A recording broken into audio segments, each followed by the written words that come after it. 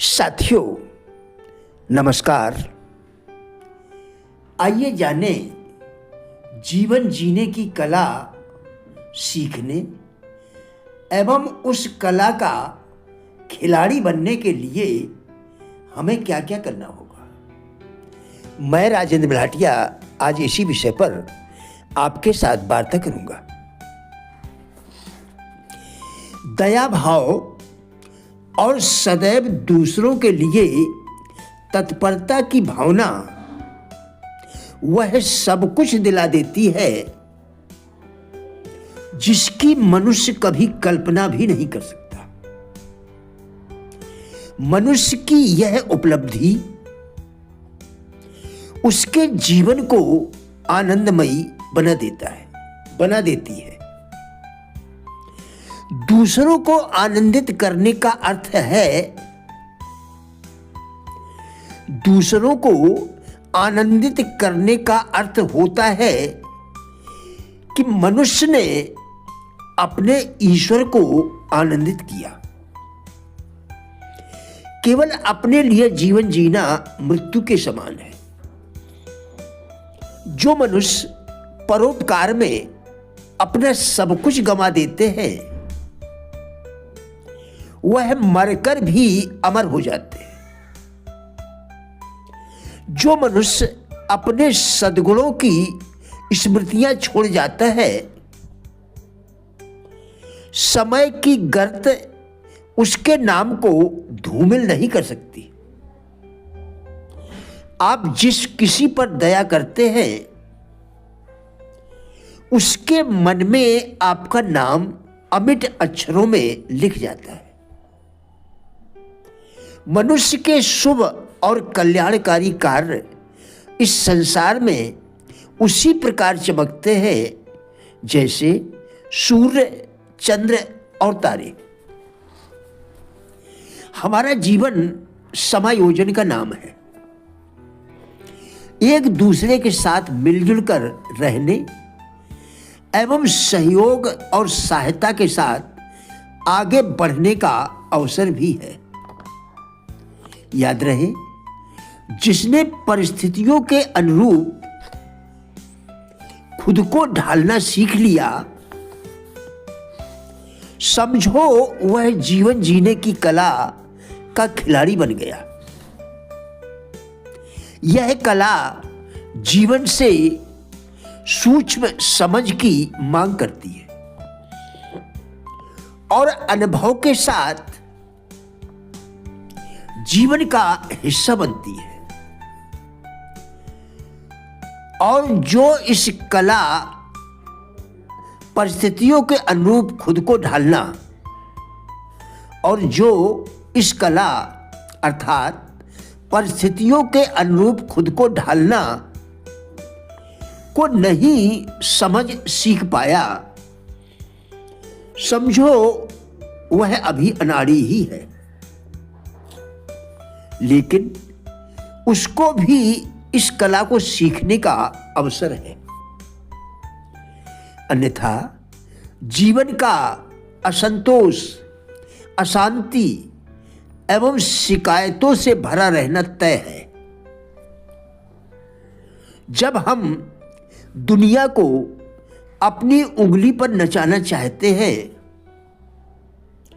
सोचते हैं सब हमारे इशारों पर चले, हम नहीं बदलेंगे लेकिन लोग बदले।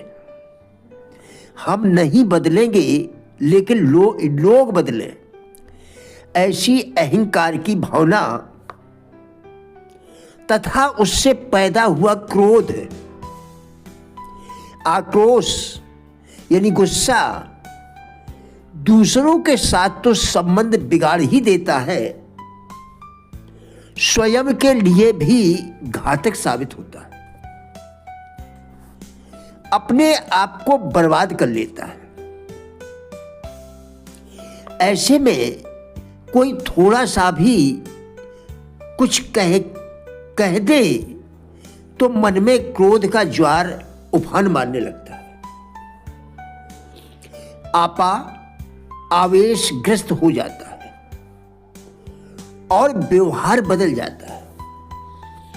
वास्तव में अपने बारे में कड़वा सत्य सुनने को तैयार नहीं हो पाना, वास्तव में अपने बारे में कड़वा सत्य सुनने को तैयार नहीं हो पाना और व्यापक हित में कही गई बात को स्वीकार नहीं करना, ये एक अपरिपक्व व्यक्तित्व की निशानी ही कही जाएगी। स्वयं की पूरी जिम्मेदारी न उठा पाने के साहस का अभाव, स्वयं की पूरी जिम्मेदारी न उठा पाने के साहस का अभाव, स्वयं का ईमानदारी से मूल्यांकन न कर पाना, ये जीवन की प्रगति के मार्ग को अवरुद्ध करते हैं।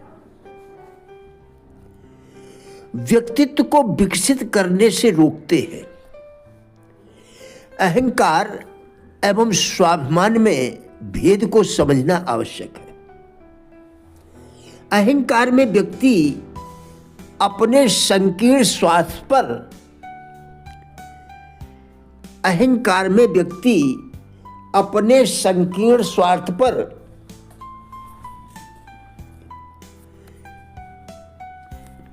केंद्रित होता है। अहंकार में व्यक्ति अपने संकीर्ण स्वार्थ पर केंद्रित होता है और उसमें दूसरों से श्रेष्ठ होने का भाव रहता है। मनमानी पर उतारू रहता है,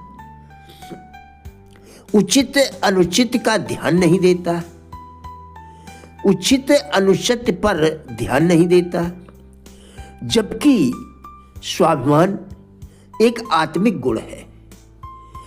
इसमें जीवन के सत्य का सम्मान निहित रहता है। चाहे अपने अहंकार पर ही चोट क्यों ना पहुंच रही हो, अहंकार में व्यक्ति अपनी कमियों को स्वीकार नहीं कर पाता, जबकि स्वाभिमानी अपनी कमियों को स्वीकार करके उनमें आवश्यक शिक्षा लेते हुए आगे बढ़ता है। इस तरह स्वाभिमानी व्यक्ति अपने अहंकार को गलाते हुए भी औचित्य की रक्षा करता है, लेकिन अपने स्वाभिमान पर चोट नहीं पहुंचने देता। सत्य के प्रति सजग रहता तथा अपना मानसिक संतुलन नहीं खोता, जबकि अहंकारी अपना मानसिक संतुलन खो बैठता है। उसकी बुद्धि कुछ देर के लिए भ्रमित हो जाती है और गलत निर्णय ले बैठता है।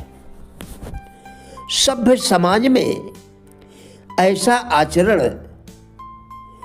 व्यवहार स्वीकार नहीं होता। वह अपने व्यक्तित्व की गरिमा खो बैठता है और अपने चरित्र को संदिग्ध बना लेता है।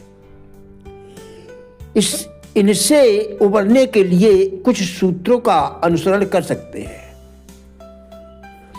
किसी भी चीज को अपनी प्रतिष्ठा का प्रश्न न बनाए, सत्य को अपने निर्णय का आधार बनाए, अहंकार की सूक्ष्म चालों को समझकर आवेशग्रस्त न हो, इसको संतुलित करने के तौर तरीके सीखें, जीवन के विद्यार्थी बने, नित्य स्वाध्याय करें, स्वयं को ईश्वर को समर्पित करते हुए आत्मसत्ता के प्रकाश में चित्त को शुद्ध करें। साथियों, हमारा उद्देश्य इन वीडियोस के द्वारा लोगों में जीवन के प्रति सकारात्मक दृष्टिकोण एवं जिज्ञासा पैदा करना है।